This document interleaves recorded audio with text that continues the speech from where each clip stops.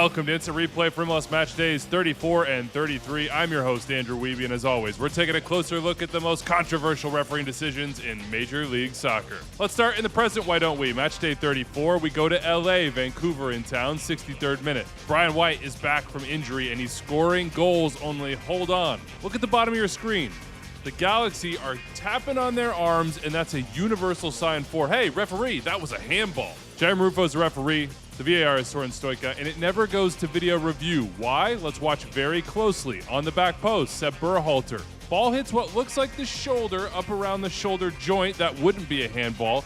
Then it appears to deflect off the arm and to White to score. First, my brain went to, hey, they scored directly off a handball. Only no, that's not the way the laws work. It would have to be directly into the goal off the arm of the player, even if accidental, which would call the goal off.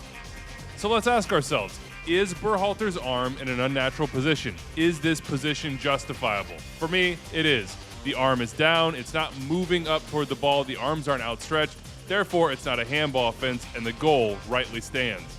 All right, to Nashville we go, Cincinnati in town, and we have a double helping of potential offside offenses. 39th minute, Cincinnati's Nico Gioacchini scores this goal, and Cincinnati fans are absolutely ecstatic, only they're not so ecstatic after the goal is called off for offside.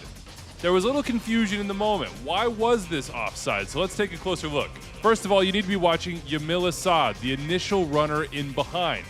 Yamil is onside when the ball is played to him, but as the ball recycles back around to Gioacchini, he's standing in an offside position. Now, offside position doesn't mean you commit an offside offense.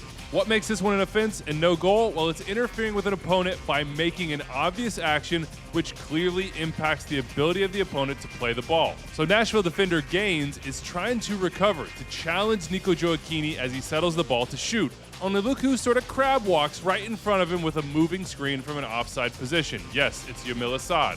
There is just a little bit of contact on this play, but ultimately what Asad does is he forces Gaines to break his stride, change his direction, and in my opinion, prevents him from having the ability to play the ball, to defend in this situation. Therefore, it is an offside offense. So Cincy fans and staff weren't happy about this one, but what comes around goes around, so to speak, because in the 49th minute, Nashville's Hani Mukhtar had a goal that was called off for interference as well. In this instance, as we look down the line, we can see Mukhtar is onside, but Sam Surridge is not.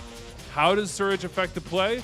Watch very closely. As he's coming back from an offside position, he sticks his arm out into the shoulder of Awaziam, the Cincinnati defender. Again, making an obvious action which clearly impacts the ability of an opponent to play the ball. In both cases, it's the same law, the same explanation, and very well done in my opinion by the assistant referee in this case and the referee, Sergej Dimichuk. And wouldn't you know it, all good things come in threes because RSL Portland had a very similar play. 22nd minute, Diego Luna scores a goal that stands after video review. Torrey Pinso is the referee and David Barry is the VAR who presides over this one. Now in this case, why isn't there interference on the part of the offside RSL players? Because two players are in offside positions. Well, it comes down to the part of the law that says, one, you have to make an obvious action, and two, you have to clearly impact the ability of an opponent to play the ball, and that would include the goalkeeper. In this case, the RSL players are just standing in place. Based on the position of the shot and the positioning of the defenders, neither RSL defender makes an obvious action, and neither impacts the ability of an opponent to play the ball. They don't obstruct movement, they don't make contact with their opponents, they're just standing there. And ultimately, the law says, all good, goal stands. Well done to the crew on this one as well. Now you have a decent understanding of this particular part of Law 11, the offside law. Okay, now that we've clarified that, how about a law that sometimes always needs clarification? The handball law. New England Charlotte, 31st minute, Andrew Privet defending against Carles Heel. Privet goes in for a challenge, Heel takes a shot, Privet's supporting arm comes down and blocks the shot. It is very clear that the ball hits his arm, but is it a handball offense? IFAB is pretty clear about the supporting arm, saying that that should not be considered a handball offense.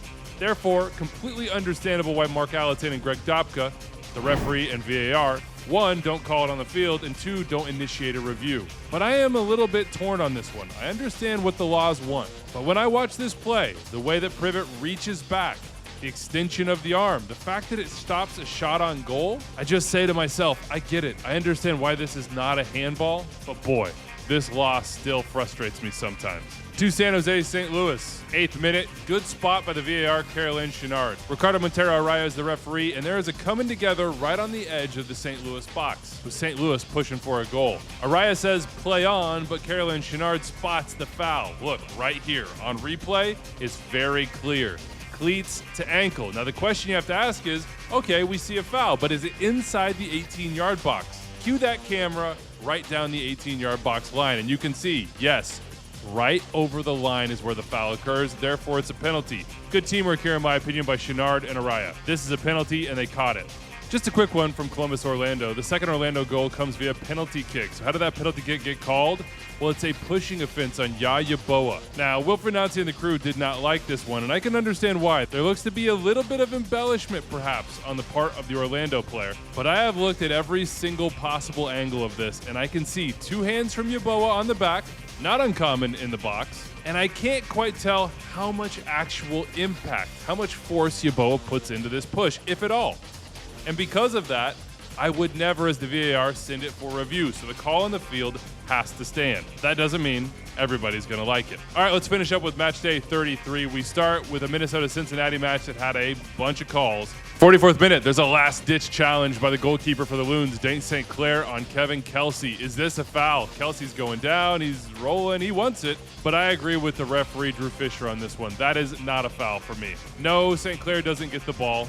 But Kelsey leaves the ball behind, and I don't see contact from the goalkeeper on the attacking player. In this case, I'm good with a no call. I do, however, agree with the Minnesota penalty called when Sang Bin had a high kick into the head. There is contact here for me. It might be slight, but that is enough in this instance for a penalty. I am fine with that decision. And I'm fine with the decision on the final play of the game from Fisher.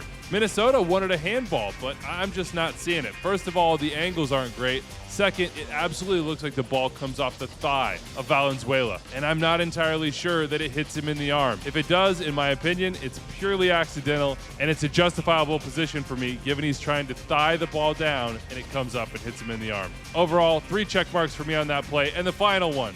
Just a quick look at a penalty shout in Houston, a 1-1 draw with Vancouver. It's the 22nd minute. Does Ibrahim Aliu get fouled here by Pedro Vite? It depends on your point of view. The referee on this one says no. And because the referee says no, I would say there's no clear and obvious evidence for the VAR to send him to the monitor. However, if it had been called, I don't think it would be clear and obvious the other way. But for me, it's no penalty. I don't see contact on this one from Vite, and Aliu goes down pretty easy. All right, that's it for me. If you see something, say something. Big thanks to my editor, Phil Levanco, and my producer, Rich Hernandez. I'm Andrew Wiebe. We'll see you next time.